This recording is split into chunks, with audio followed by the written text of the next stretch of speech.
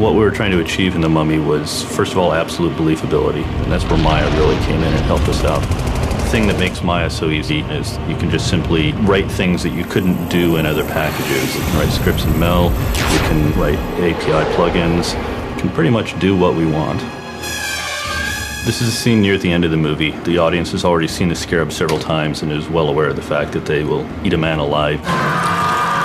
There are 4,000 or 5,000 scarabs in the scene. You obviously can't hand animate 5,000 objects or you'll never get your movie done. We were able to use Maya particles and animate them in a realistic manner. One of the challenges was making the particles interact with the rest of the environment. We built models of the geometry where the scarabs had to run around, and by setting those up as collision objects, the particles would naturally flow around them. This is another scene where the land of riches is collapsing, and we wanted something very, very dramatic. The thing that made the modelers wince was we needed hundreds or thousands of rocks to fall down here, and nobody wanted to hand model all that.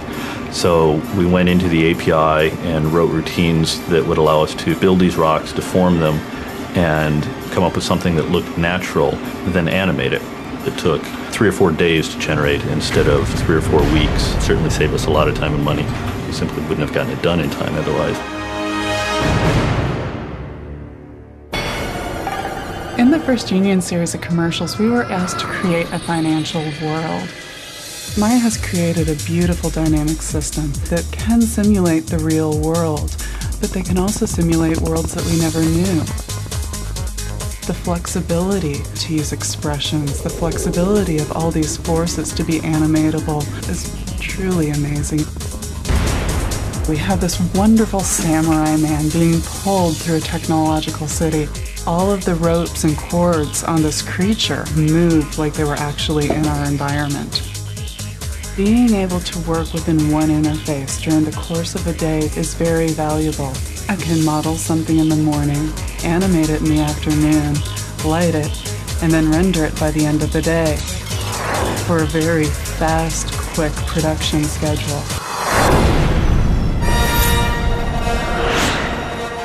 The concept of the race is you have these 2 jet engines connected to a cockpit and they have to fly at 700 miles an hour through this desert terrain. Initially, they had considered trying to do a practical miniature approach, and they found that it would have to be 100 miles an hour at miniature scale, and that was logistically very, very difficult.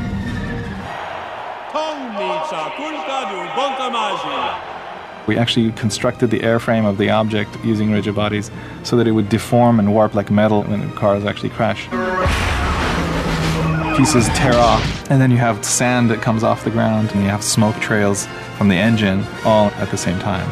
Dealing with 12,000 pieces and the number of parts were staggering. People thought it was insane. I don't think there's any other way we could have dealt with that much complexity and to get the accuracy we needed other than using Maya.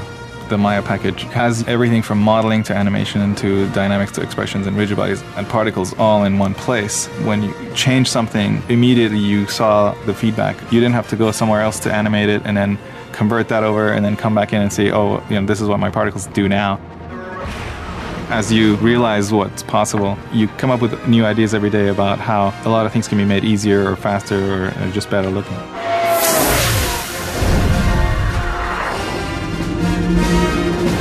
We could do the same work in 1 day that would otherwise have taken 3 or 4 days. By saving time, we can focus on the quality. We can pretty much do what we want. The flexibility of Maya to use expressions, the flexibility of all these forces to be animatable is truly amazing.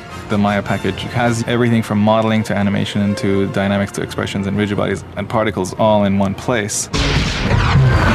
It's like, hey, who allowed them to give us this much power?